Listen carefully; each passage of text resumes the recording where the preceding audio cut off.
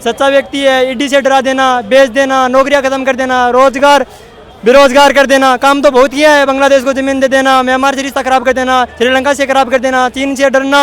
2 करोड़ रोजगार मोदी जी देने का वादा किए थे किसी अपने घोषणा पत्र में आए, अपने वीडियो में, जो साबित कर देगा उसको मैं 10,000 रुपए का इनाम दूंगा।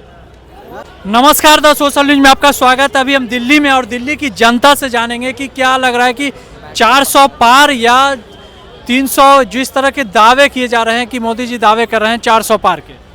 अब देखिए, मोदी जी अपना काम के हिसाब से दावा कर रहे हैं और हर पॉलिटिकल पार्टी का ये अधिकार है कि वो अपने दावे को पूरा करें, और अपोजिशन वाले ऐसा कुछ कर नहीं रहे हैं। वो लोग तो अभी खिचड़ी, बिरयानी और पकौड़े, समोसे खाने में लगे हुए हैं। अभी तक तो वो सीटों का वो बंटवारा भी नहीं कर पाए। धीरे धीरे 2 साल होने का आ गया इंडिया गठबंधन का।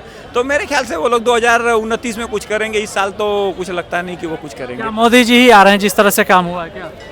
अब देखिए, जो विपक्ष है वो आपस में इतना बुरी तरीके से उलझा हुआ है कि उन लोगों ने ये क्लियर कर दिया कि भाई इस बार ही आप जीत जाओ, अगली बार देखेंगे। इस बार वो लड़ाई अभी तो डरा हुआ गोदी आएगा, ये कहना है। साफ साफ कहता हूँ, डरा हुआ गोदी आएगा। जो प्रधानमंत्री मीडिया के सामने, जनता के सामने कभी जाता नहीं है। इस बार कांग्रेस की 300 प्लस सीटें आएंगी। बीजेपी देख लेना, देश के अंदर बहुत कम 150 में सिमट जाएगी। मेरा बोलना बीजेपी काम की है तभी तो आ रही है। दावे जिस तरह से काम पे दावे किए जाते हैं। बीजेपी ने किया अंधो, कोई सच्चा व्यक्ति है, ईडी से डरा देना, बेच देना, नौकरियां खत्म कर देना, रोजगार बेरोजगार कर देना, काम तो बहुत किया है। बांग्लादेश को जमीन दे देना, म्यांमार से रिश्ता खराब कर देना, श्रीलंका से खराब कर देना, चीन से डरना, अमेरिका से खराब कर देना, काम तो किए हैं, सारे काम किया है।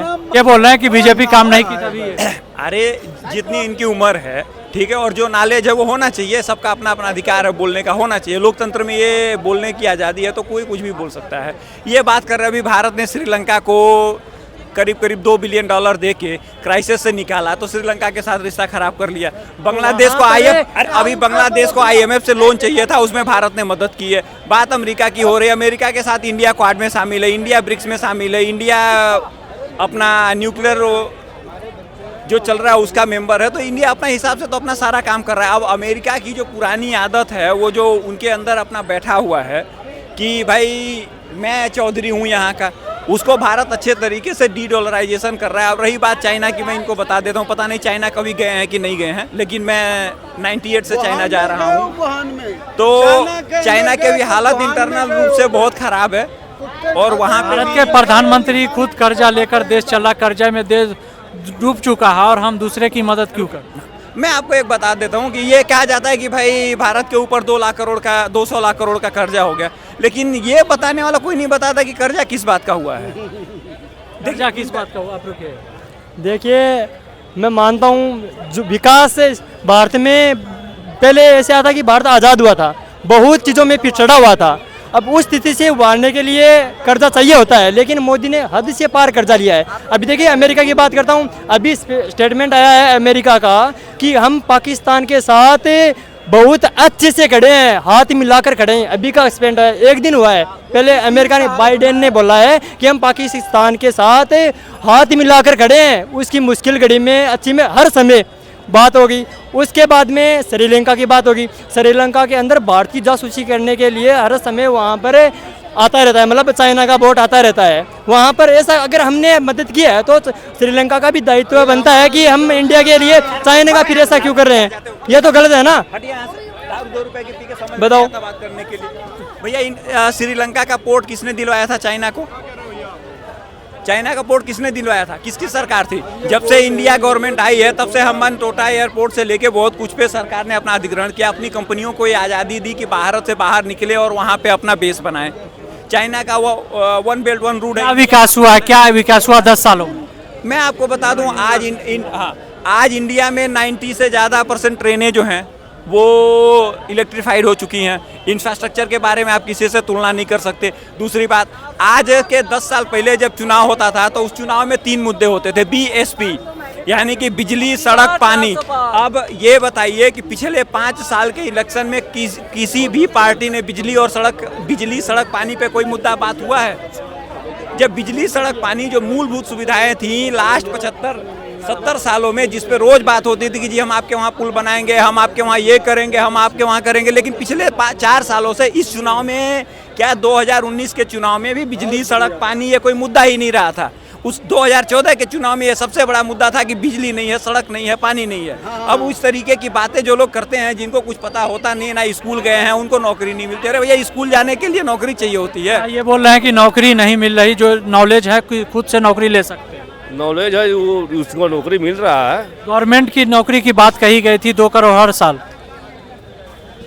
नहीं मिल रहा है अभी नौकरी। भैया, आप 2 करोड़ रोजगार मोदी जी देने का वादा किए थे, किसी अपने घोषणा पत्र में आए, अपने बीडीए में, जो साबित कर देगा उसको मैं 10,000 रुपए का इनाम दूंगा। सर 2024 में किसको ला?